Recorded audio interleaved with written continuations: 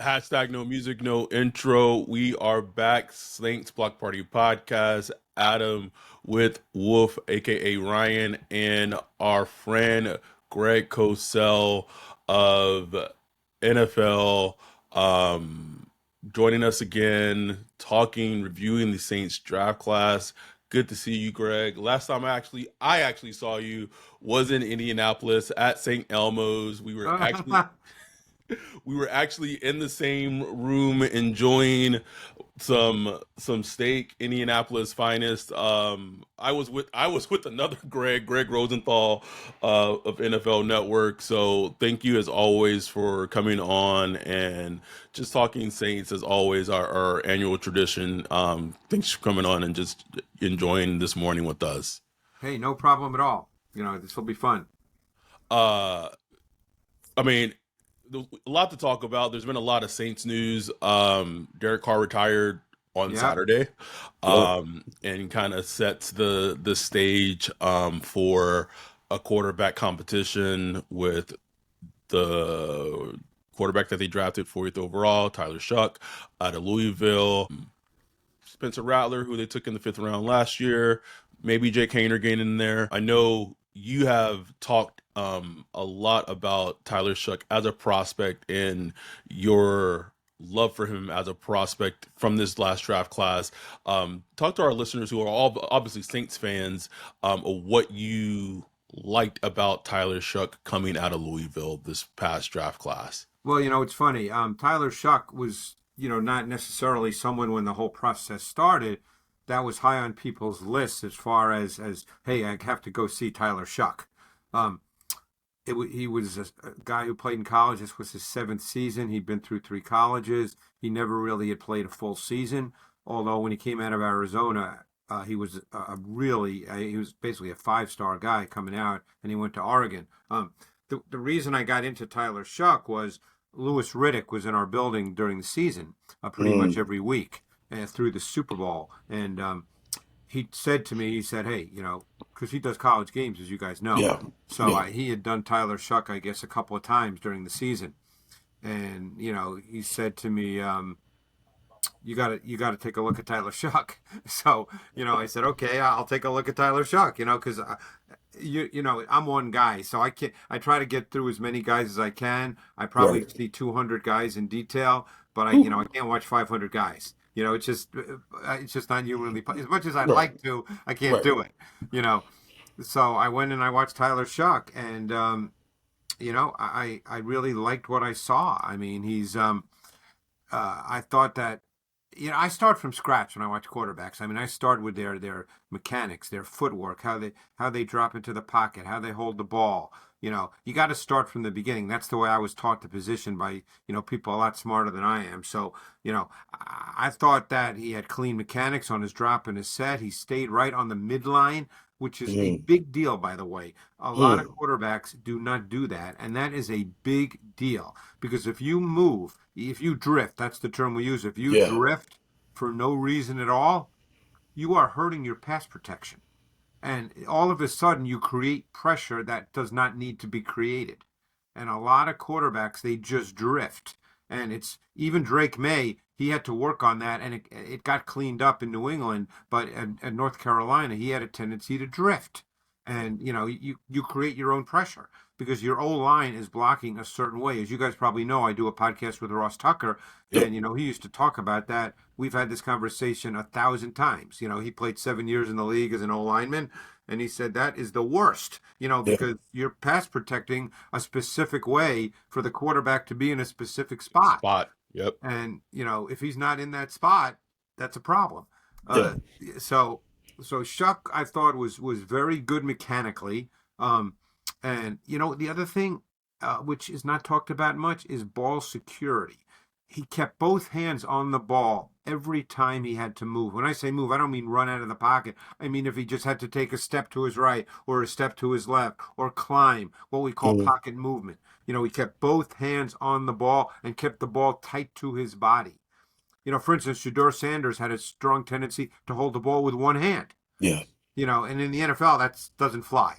You know, No. so Shough did a lot of the little things correctly, And then you look at the size, okay? And, 6'5", 225, that's a trait. People don't think about It that, but that's a is. trait. Yes. I remember 2 years ago being at the combine, and I'm fortunate enough that I can get on the field. And I remember that was the year Drake May and Caleb Williams didn't work out, but they were, right there. And I remember introducing myself to both guys, 2-minute conversation, and Drake May's, almost 6'5" and about 225, and he looks like a big man. He's a big Mm. man. I'm fortunate enough to be around Josh Allen. He's a big man. Okay, I'm standing next to Caleb Williams. He looks like a ninth grader compared to these guys. No knock on his talent, by the way. I'm just talking about size. Yeah. Um, and in relation to Shough, 6'5", I saw him too. I was on the field as well. That's a trait, and people Right. don't think about that. Um, and he throws the ball really well, and he throws the ball very easily. One thing I learned from Phil Simms going back years is just watch a guy throw it. You can even watch him in shorts and a t-shirt. He said if a guy has to work hard to throw it, that's a problem. You know, and like for instance, Justin Dart, Dart, yeah, Jackson Dart, Jackson yeah. Dart. he works hard to throw the ball. And Interesting. Mm. again, no, not he may end up being a great player. We don't know that, but Shough was an easy thrower, and he was pretty athletic too. He could move. Yes. He made throws. As everybody likes to say now, off platform. I just really liked his game. I thought his game translated to the NFL, and he's a good athlete. Again, 40 time for a quarterback to me doesn't, mean, oh man, that's great. But he ran a 4.63 at Mm. 6'5", 219. And, Impressive. that's pretty good. Yeah. So there was nothing I really disliked about Shough, besides the fact that no quarterback comes in the league as a finished product. So I'm not sitting here saying if he wins the job week one, he's going to look like Tom Brady. That's not my point. But my point is there was a lot to like on his tape that projected and transitioned well to the next level. And I mean, you brought up a lot of the points that are positive, but I guess the negative parts that keeps coming up when me and Adam watched them, Yep. other people watch them. They talk about how he handles pressure within the Right. pocket, how he's able to handle that. He's a guy that's been injured multiple times. Two broken collarbones, a broken femur. So it did look at times like I don't know if panic is the word, but he did, kind of shy away from pressure, and just get rid of the ball, like get rid of the ball quick. Sometimes Yeah. he did something crazy. What were your thoughts about that? Is that Yep. something that's just kind of like innate in dealing with all the injuries, or is that just maybe I was coached like, hey, look, if you get pressure, get rid of the ball ASAP. Well, it's funny you say that because that was one of my weaknesses, because Mm. you guys have probably seen the way I do my work. I do strengths, weaknesses, transition. Right. And Yeah, one of my weaknesses was that he had a tendency at times to fall away from throws when he perceived or anticipated pressure, which he got a lot of, by the way, at Louisville. And that's something that needs to be worked. There's no question. If you can't function with people around you, I'm not talking about, free hitters where a guy's running yeah, right at you. That doesn't happen very often in the NFL, as we know. But what does happen in the NFL is pockets get squeezed, they get muddied. There's a lot of bodies around you. yeah, And you have to be able to function and not break down your mechanics. And there were times he did that. That is yeah, clearly something that needs to be worked on. Now, none of us know what's in his head. Some yeah. guys perceive pressure. And by that I mean they start to feel things that aren't really there by NFL standards. Right. We don't know what's in his head. I can't answer that question. But for sure there were times where he wasn't as strong in the pocket as he needs to be. Right. And the thing is, I went and tried to find what I could, like, from his TTU days and from his time at Oregon, how he functioned in the pocket back then. And it seemed like he would stare down the barrel a little more back then. Right. And obviously, you go through those season-ending injuries, Right. that's going to be in your head a little bit. In your experience, have you seen guys be able to overcome that, in the Um, NFL, or is that something that's just kind of innate in their character I of think it playing? could be innate. I mean, you know, I don't think in his case it was severe where, I thought, oh my God, this guy can't play. Yeah. Um, there was one quarterback I thought in this draft that was like that, and I don't want to get into that right now. Oh, But if you start falling away from throws, you know, in the NFL, it's hard to play quarterback in this league. I mean, you're going to have people around you. That's just the way it is. I mean, look, Yeah. we know how it is in the league. Good coaches, and Kellen Moore is very good. He can scheme things up on first down. He can scheme things up in normal down and distance situations. But when it's 3rd and 9, those situations, the defense, depending on who you're playing, will have the tactical advantage, and that's where your quarterback has to be strong. He has to stand. He's going to have to make throws with people, right near him. Mm-hmm. And you're going to have to do that. Now, Shough's physically capable of doing that. That's not the issue. But Right. you don't want to start, perceiving pressure, anticipating pressure, or starting to, make those throws where you're doing that. Exactly. Because that just Right. that won't fly in the league. And that, I think, for a lot of college quarterbacks, that's an adjustment. Look, you guys know, you've been doing this a long time. The way quarterbacks are brought up now with all these 7-7s from the time they're 10 years old, they're in the shotgun. They basically don't even drop. They get rid of the ball so quick. I Yep. mean, there's really no pressure at all. Right. They don't deal in that world. I mean, I remember watching Trevor Lawrence when he came out, and I had this conversation with a coach. You had to watch a ton of tape, which I did, just to find Fine. throws where there were people around him. On him. Yeah. I mean, so that's something that you really have to find. I go back years. At the time when Blaine Gabbert came out, Ooh. and he was a top 10 pick, I believe, by Jacksonville. And at the time, Yes. I knew one of their high-level personnel executives. We talked a lot at the time, and I told him I thought that was a big problem with, and I had to watch because at Missouri he did that quick hitting out, one Yep. step throws, balls out. And I had to watch, and there were plays where when there were people around him, he just fell apart. Yeah. And that showed up in the league. Yes. Because the guy Sure did. physically, I mean, Blaine Gabbert was as physically gifted as anybody. Yes. But it just, if you can't stand and deliver the football, it's hard to play in this league. Greg, you're doing a football, like I feel like a football seminar right now, just talking Yeah. about Tyler Shough. One last thing I had for him, and something Ryan and I have talked about since he's been picked, and even before he kind of got picked, because we had heard rumblings about potentially him being the pick for the Saints. I would say Right. like maybe 3 weeks leading up to the draft, even Mhm. maybe like a month before. Is like potentially like the perception of maybe him being like a high variance type of player, of maybe the perception of in terms of the ability of, if he has the ability of being able to matriculate the ball down the field, or because maybe when you were watching him, in his game film, is he able to take the singles, consistently down the field, because when you're watching him a bit, it seems like a lot of the production comes from big keeper shots down the field, off of big plays.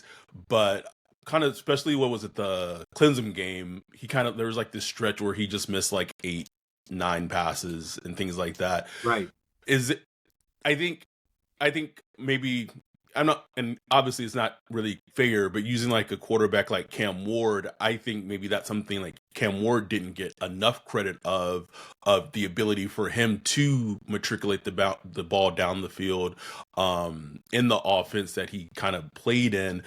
Do you feel like Shough has that ability in him to be a, kind of that field general that can take the ball down the field and matriculate it down the field? Or is he kind of big play, like a big play guy? Oh, I see. I don't see a problem with that, and I think a lot of that comes down to the schematics of your offense. I think that's when down and distance favors you, okay, that's where you really see the scheming of a coach really well. How they help the quarterback, because ultimately what every coach is trying to do in the pass game, and obviously there's a run game factor. I mean, obviously Kellen Moore this past year had the best back in the league and the best O-line in the league. And, I don't want to say it was easy. Nothing's easy, but you know what I'm talking about. Easier. it was easier because they could control pace and tempo of games, Right. and the quarterback was a runner, so that added another dimension to how defenses were forced to play. So it made defenses more predictable in normal down and distance situations. But the bottom line is, when you are in normal down and distance, that's where the offensive coordinator. I assume Kellen will basically be the guy. Yep. It's not, he brought in Nussmeier, right, as the OC for Yep. Yes. Philly. But Yep. I think and he would, so they know each other well, obviously. Hmm.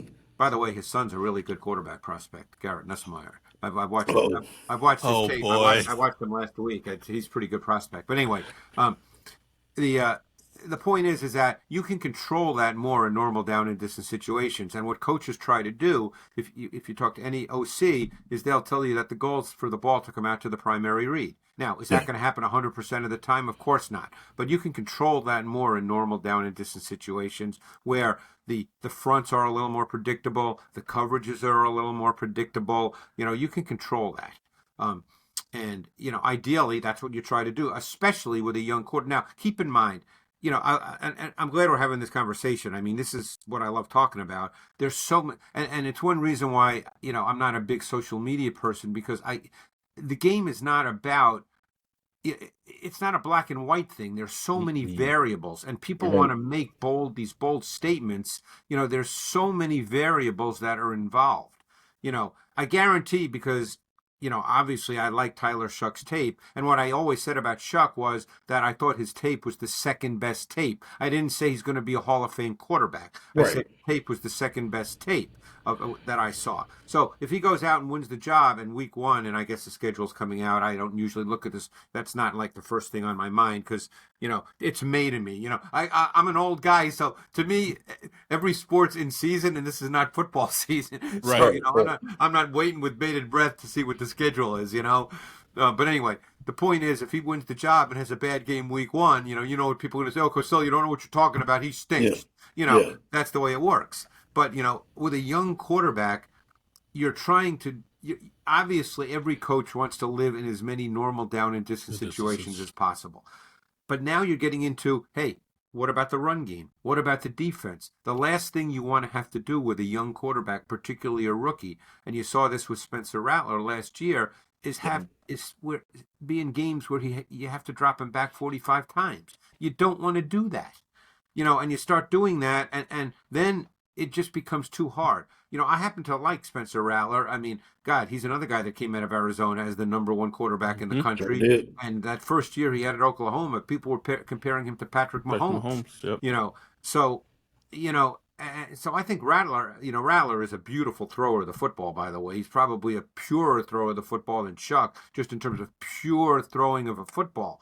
But you get in these games, and unfortunately last year the defense fell apart a little bit. That's which is normally doesn't happen under Dennis Allen. He got Yeah. fired, obviously, and I know Dennis, and he is considered one of the best defensive guys in the league, and he is. But when things fall apart, you know how that goes. It all snowballs.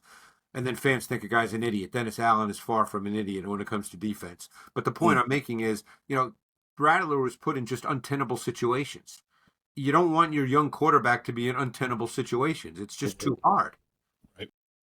No, no, and that goes to the whole competition going in. Who should start week one? I've been saying, like, look, I mean, give Spencer Rattler a chance with like an actual offense, like starting offensive line, Right, right, starting right. caliber wide receivers to see what you got, and then maybe bring Shook in there, in a couple of weeks once everything's settled down and you got everything figured out. Poor Kelvin Banks Jr. the fir- the Bruh. ninth overall pick, and like he is just an afterthought, Chopped because everybody. liver. Well, let me tell you something. You know, um, their O line is going to be interesting. I mean, they're going to have an issue, I think, at left guard. Because Dylan Radins can't play. I can tell you that for a fact. I do Tennessee radio, and he's Mm, not good enough to be a starter. That's just the okay. reality. You know me. Nothing's personal. He's just not good enough to be a starting guard in this league. Whew. But Kelvin Banks, he'll play left tackle. They'll move Fuaga to right tackle, which is what he played for 2 years at Oregon State. I thought he played perfectly fine at left tackle last year. So they could have two really young tackles. They could have two bookends that are really good players. Banks, I like Banks' tape. I hear too that he's an unbelievable kid. Like he's one of those kids. So that he gets it, he works. I mean, there's not an issue with him being a professional at all. So they could have two really good bookends. We know about McCoy and Ruiz. Ruiz actually grew up in the town, that I'm where NFL Films is, Mount Laurel, New Jersey. And I've met him. I don't know him, but I've met him. So, the main issue is left guard, but I think that, 4 of the 5 offensive linemen should be. Look, Banks is a rookie, so there'll be times he looks bad. That's the other thing, is people have to understand that. I mean, he's going to look bad sometimes. He's a rookie playing in the NFL, okay? There's going to be guys he's going against that are going to make him look silly.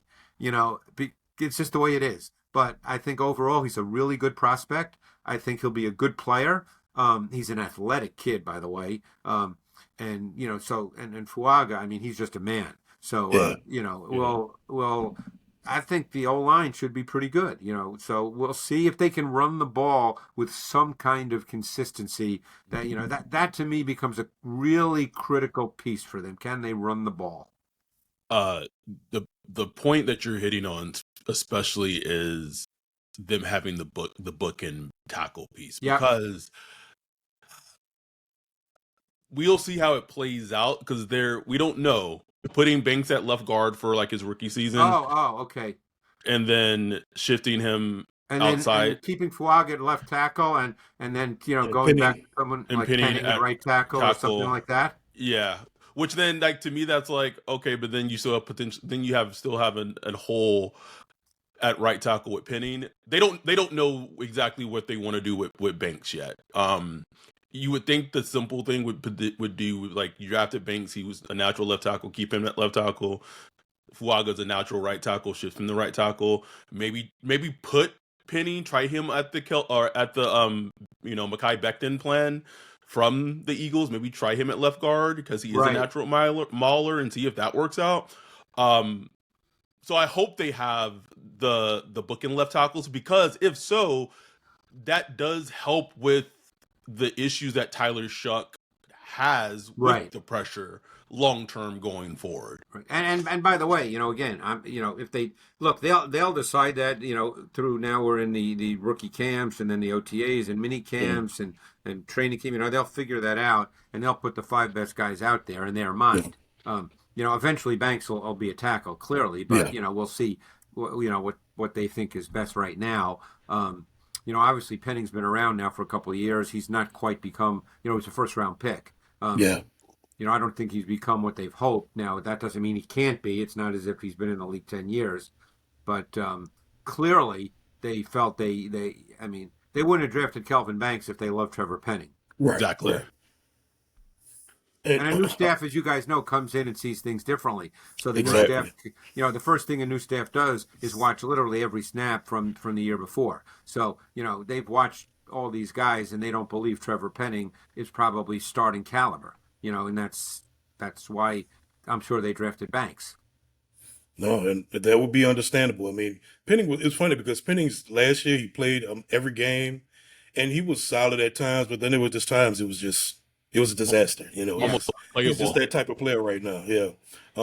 Another player they drafted, who I'm kind of interested in seeing, is Quincy Riley out of Louisville, the cornerback. I didn't know anything about him when they drafted him. Talking to Cody Alexander on the podcast, he was pretty high on him.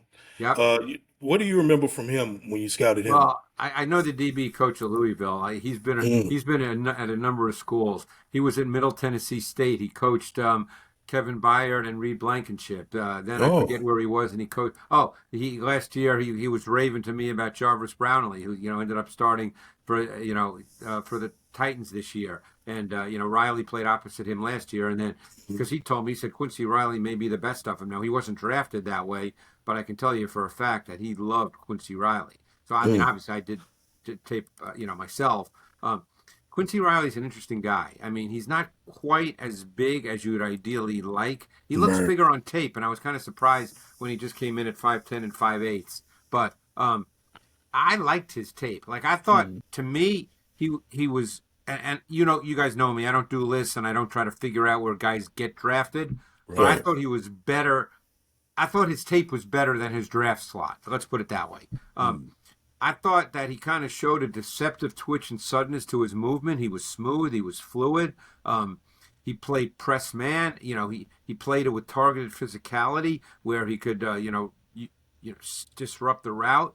Um, I, the question is he a slot receiver or is he an outside receiver? Yeah, Excuse me, a slot corner. corner or an outside corner? So I don't know. How do they see him? You guys might know that better than I, but because I think theoretically he could be seen as both, depending on how you want to Mm. deploy him. Yeah, it's interesting because we don't really know. Brandon Staley's new defensive coordinator. We don't know Yeah, how he wants to implement these guys. Alante Taylor, hasn't really shown that he could really be a starter on the outside as a perimeter corner, which he just was in in my college, opinion. by the way, but he's Right. become a really good slot corner. Good, really You good know, slot corner. So yeah. it's like, So yeah, I they, don't they know. may want to keep him there. I mean, because right now, I guess if they had to line up and play a game tomorrow, Oh Lord. At would corner, the it's like outside corners be Kool-Aid. McKinstry and Yardum? Yeah, I would, I would, Yeah. I would say so. I would, yeah, yeah. Yes, I mean Yodom's been in the league, for 100 years. Um, Hmm. he's good enough to play and start. Right. Like you can put him out there, but he's also not good enough where teams want to keep him. So, Exactly. um, he's one of those guys. I mean, I have tremendous respect for those guys. I mean, I'm Yeah. just a guy sitting in my office watching tape. Who the hell am I? But a guy like Yodom, people probably think, oh, he stinks. But this guy's going to play 12 years in the NFL. Okay, Exactly. you got to give those guys a boatload of credit. Absolutely. I mean, you know how hard that is. I don't know if people realize how hard that is. Incredibly, incredibly hard. But I Uh, mean, at the end of the day, if you're being realistic, you're probably looking to replace him. So they may see Riley as the guy that they want to put at the same position, with the Hmm. hope that maybe Riley can become that starting corner opposite McKinstry, yeah, who was second round pick a year ago. So you got to give him a shot. yeah. I know they did bring in Asante Samuel Jr. for a visit a couple of days Right. ago. Who, he's getting over. He just had neck surgeries, and obviously there's familiarity with Brandon And Staley Brandon Staley, because and it, Staley and drafted him. them in this system. So it's the weakest area on the team, overall. I am interested to kind of hear your thoughts of maybe how you see some of the players they drafted on, because they went after they went offense with the first two picks, they went completely defense Yeah. until round 6 again, until they drafted Devin Neal, running back out of Kansas. Yeah. Well, Uh, I mean, look, if you look at their defense, see, I don't think their fronts is a bad group. I mean, Hmm. you know, Demario Davis, that's another guy you just got to love that kid. When is that guy going to stop playing at a high level? I mean, it's I don't know. remarkable. They got Davis, they got Werner. Werner's a nice player. I thought Brian Reese played really, really well last year. He's a really good football player. It's so Um, interesting. People are so decisive on Brian Breesy. People Hmm. either people either like him a lot or people don't like him at all. Yeah, Hmm. I thought his tape was really good. I mean, I can only tell you, what the tape showed Yeah. me. And again, you're going to see a whole different look this year with fronts and Right. everything. Because last year they played a lot of dime. They played a lot of 3-2-6 dime. That was a Dennis Allen thing. Hmm. So when they went 3-2-6 dime, Breesy was pretty much a zero technique. And then they had Young and Granderson as the edge rushers. Interesting. Or Jordan. Sometimes Jordan would because Jordan's getting older. He can't play Oh six, yeah. 70 snaps a game now. So we'll see. What Brandon Don't tell him Staley. that. What's that? Don't tell him that. He Oh, wants I to play know. every He's a, snap. he's a phenomenal player. He's probably a Hall of Famer. But Staley will be a four down guy. I mean, he's got a lot of the Vic Fangio in him. Hmm. So which will impact the secondary as well, obviously, because they'll show a lot of quarters looks. Yeah. I thought the signing of Justin Reed was really, really good. He's a really Yeah. good football player, Hmm. who can do a lot of. So they got two safeties that can do a lot of things. I know Hmm. Matthew's getting older, but at his best, uh, I didn't study him in detail as an individual, but certainly in his prime and at his best, he's what we call a five-tool safety. He can do anything. And Reed he's kind of the same guy. He's not at the same level, but he's kind of that guy in terms of how he can be deployed within your defense. Right. How does the sinker, the safety they drafted from Virginia, kind of fit into that safety room? He's kind of a similar guy. Um, Mm, who can do a lot of different things. I mean, he's got really good size for the position. Um, he's a tenacious, competitive guy. Like he's the kind of guy. He was a fun guy to watch when I watched his tape. Let's put it that way. Yes. I mean, he showed up on tape. He's got a quick trigger. He's got good play speed. He made a ton of plays in pursuit. Um, because he's long, even though he's a 4.48 guy. It's not like he's a 4.35 guy, but he had right. really good play speed. He had stride length. Stride length is another trait for tall guys. So Mm, he played with range. I thought he saw things really quick. Like for instance, I think he could be a really good cover four safety, and that's Mm, essentially what Staley is going to start out with. They're going to start with interesting. that quarters look. That's the way. That's his belief. I think he plays downhill in the run game, which if you play Yes, quarters, you're he going to have to absolutely do. does. He plays downhill in the run game with decisiveness and physicality. Hmm. He brings force as a tackler. He would strike me. Yeah, I don't know Jonas Sanker, obviously, but he would strike me as a guy you want to have in your DB room. He strikes me as that kind of yeah, player. yeah. Much to the chagrin of Saints fans, we were itching for the Saints to draft some juice this year. Though wide receiver, the draft was stacked with tight ends and running backs, and the Saints just said no. Up until the sixth round, where they drafted Devin Neal out of Kansas, which was okay. It was nice to get him there. Did you have any thoughts on Devin Neal as a Yeah, running back? I thought like sixth round, that's a pretty good value right there. It seemed like to me. I like Devin Neal. He was kind of a fun watch as well. Um, he's I think probably for a lot of people, they probably didn't see him as like, explosive, Right. so that's why he drops. And he ran a 4.58, and immediately that's going to drop a running back. But Yeah. I thought he was just had a really good feel as a runner. Like I thought he Hmm. navigated confined space really well. Um, I thought he had quick feet and elusiveness, not explosiveness, and those are different traits. But I thought he could make defenders miss. He was very smooth, very efficient. He never looked like he was working hard running. He had good Hmm. balance. He had good body control. I think he's a good receiver too. He's not as explosive as the guy I'm going to mention. I was going to mention James Cook, but I think he can be deployed in a similar fashion. Now, when I say in a similar fashion, I don't mean you're going to give Neal 220 carries, but I mean No. I think he's a quality runner and a really good receiver. And to me, to be cliched, I came away watching him thinking this guy's just a good football player. Mm. Yeah. Last one for me, Greg, and thank you so much for joining us this morning. Um, Going into this upcoming season, Kellen Moore's first season, Yep. how do you just what's just so fascinating is that this is going to be the first full season that's for us as fans, there's going to be completely no ties to Sean Payton Right. essentially at all, right? Even last year there was still some tangential ties to the Sean Payton regime to some type of way.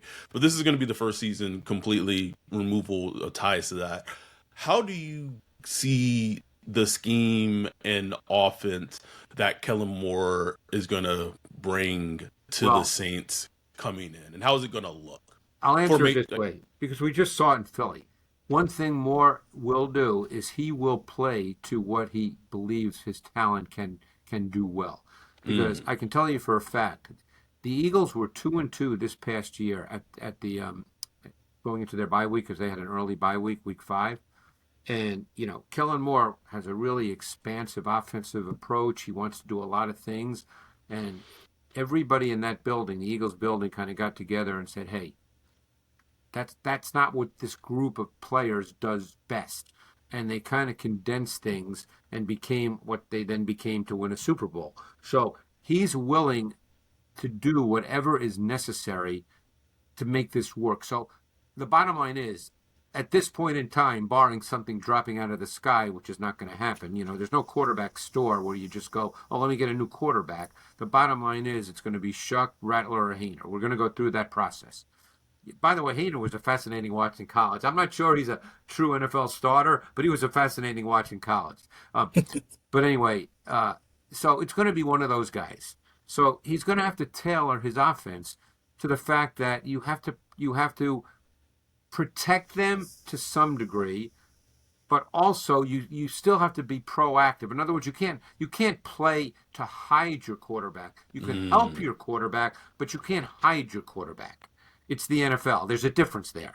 You know, this is not 1970 where your quarterback can throw 7 balls and you can win football games. Right. Um, so he'll play to that. I think the O line. Who's the O line coach? Do you guys know? oh, Uh, I don't know. I can't didn't look remember. up the coaching staff. I mean, I Uh, know Nussmeier's the OC and Staley's the yeah. DC, and And they did get a former Saints guy, but I can't remember if he's doing running backs hold on. I'm trying to or pull it up O right line. now. well, the point is the O line coach becomes a critical piece to this offense because their O Yeah. line is going to have to be able. Look, they're Brandon Nugent. Mm. okay. I don't know him at all. Okay, but the point is, obviously, they're not going to have an Eagles run game like the Eagles had with Right, Barkley. right, right. We know that. But the run game is going to have to be a really meaningful part of what they do. They're going to have to try to control the pace and tempo of games with the run game. You know, Yep. they're going because that'll help whoever the quarterback is, so he doesn't have to drop back 40 times. It will shorten games, which is what in some ways they're going to have to try to do, and their defense becomes critical as well. I mean, Staley, I know that it didn't work out in with the Chargers, and he had that bad national TV game where they gave up 60 points, and everybody thinks Staley is an idiot. But I've been around Brandon Staley, and I can tell you for a fact that he is considered brilliant. So, it just, how this stuff works in the league. It's like Yep. what happened with Dennis Allen. People probably think he's an idiot. It doesn't. That's not the way it works at all. You guys know that. You know, so it's all becomes tied when you're playing with a young quarterback. Everything is tied together more than ever. If Yeah. you have Mahomes or Josh Allen, I mean, obviously the Chiefs under Spags have a great defense, but I mean, if you have one of those guys at quarterback, they can make up and compensate and camouflage some other things with your Right. team in a given game. That's not the way it is when you have a young quarterback. No, You not at know, No. all. so everybody's going to focus on whether it's Shough or Rattler or whoever the starter is, and they're going to have bad moments and maybe bad games, but that's where the rest of the team has to become a factor here. A big, Yeah. and even you have to think about. I'm not a special teams guy. There's not enough time in my life for that.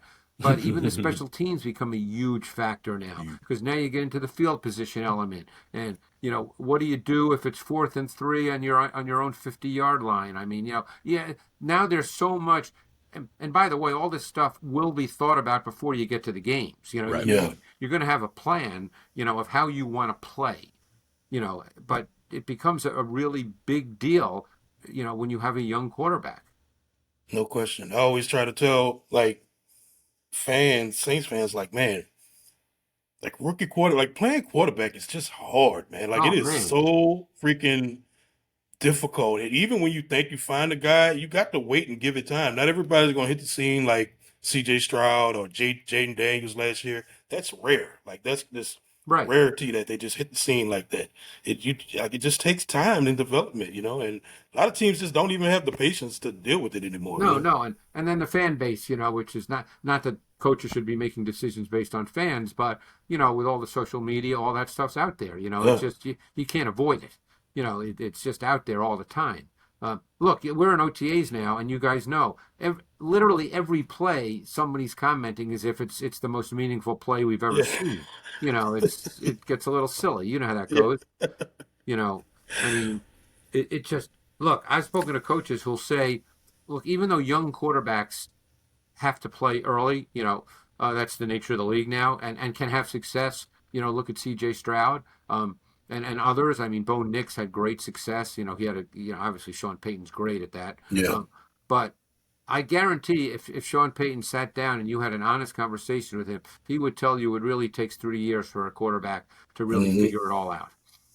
Yeah. Yeah. I Absolutely. mean, that's just the way it is. It takes time, and No question. we'll see. I mean, I'm kind of just as a purist, you know, and someone who doesn't have a horse in the race, and no agenda for me at all, certainly, and obviously not with the Saints. I don't. I'm really kind of glad they're taking this approach. I'm really anxious to see We all who are, wins yeah. the job, Yeah, how it plays out, how it's going to work. Because at some point you got to do this. At some point you got to play a young quarterback. You got to do Thank it. you. Thank everyone, you. every Yeah. team, like every team goes through it, and it seems like they've been holding off on doing this for like so long, and now, however they got here, like they're being kind of forced to go through this because it's just a Yeah. natural progression of every NFL team. Um, And then and it's how you help them. I mean, it's how you help them. That's just the bottom line. And then when you do call, let's say, a shot play, and the guy wins, let's say, because Shaheed can run, obviously, and Olave, hopefully Olave's fine. I mean, it was terrible with those concussions. I hate when I see Yeah. that. Yeah. And he turned out to be way better than I had him evaluated, which I love when that happens. I mean, Yeah. people think, oh, you don't like that because you didn't evaluate him. I mean, he's better than I thought he'd be. I'll be totally honest. Yeah. That happens It sometimes. happens. You know, happens all the time. Like yeah, it's humans evaluating humans is hard. Like I don't think exactly, people. exactly. And so hopefully he's fine, and the first hit doesn't give him another concussion. That's Oh, what you worry please. about. Yeah, I mean, because and here's a great kid too. So I hope everything works out because now they have Brandon Cooks, who, say what you want about him, he is a professional receiver. Yep. I actually like the Means kid, the rookie from Pittsburgh last year. I'm really Yeah. curious to see, Yeah, how he goes through training camp and the whole He's deal. been working hard too this offseason. He's been putting in a lot of work trying to get He's a there. big So kid who can move. mhm.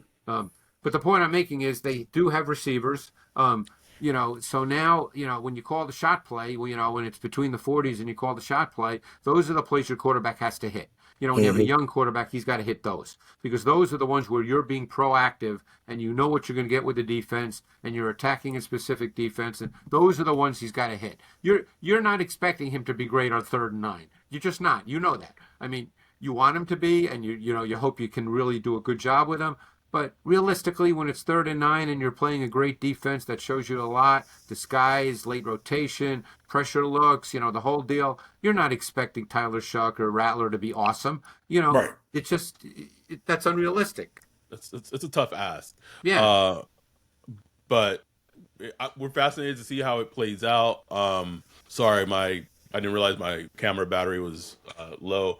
But Greg, as always, thank you so much for joining us Thank you. and talking the Saints, getting Saints fans who maybe, and listen, we had our concerns about the team drafting Shough before, but Right. once he got drafted, we want Shough to be successful. Of course. We're excited to see what he brings to the team. We're excited for there to be an actual quarterback competition because obviously we're fans. We want the best outcome for the Saints. The bottom line. Yeah, So no, it's we're it's going to be fun. I mean, whoever wins the job is going to legitimately win the job. Yeah. That's yes, the thing. It's, yes, and we'll see what happens. But, and I've heard great things about Chuck, the guy. I mean, I've heard that Yeah. he's super hmm mature, really intelligent, like everything you want in a quarterback. Yeah. yeah. No Well, question. thank you so much, Greg, for coming on. As always, we will hopefully have you on next year talking about the draft and the Saints draft class. Hopefully, we're not talking about, I don't know, the You're Clemson probably quarter, hoping we're not talking about a top 5 pick. or maybe, or Maybe. maybe. Right, right, right, right. It's great Maybe. content. Great content either way. I don't Yeah. care. But thanks for coming on this border. We appreciate you. We will be back. We'll be back. We have a lot of episodes coming. So if you listened or watched this episode, we appreciate y'all. With that, we are out. Peace.